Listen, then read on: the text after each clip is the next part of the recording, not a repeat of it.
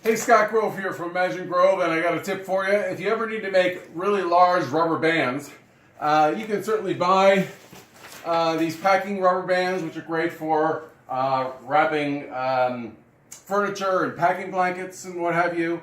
But if you don't have them or you break them like I do, a cheap way of doing it is going to a bike store and asking for their old tires from the bikes. And if you simply slit them down the center, you then instantly have yourself a nice large rubber band. And these again are great for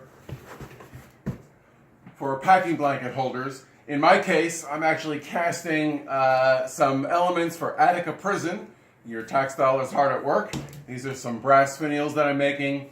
I have a mold here, and I need to use large rubber bands to kind of hold my mold together. So it's good for that also. So tip of the day, I appreciate you watching, and please subscribe to my YouTube channel and website where I have a free design letter for craftspeople. That really helps me out, and I hope to see you soon. So remember to find a line, then cross it. See you next time.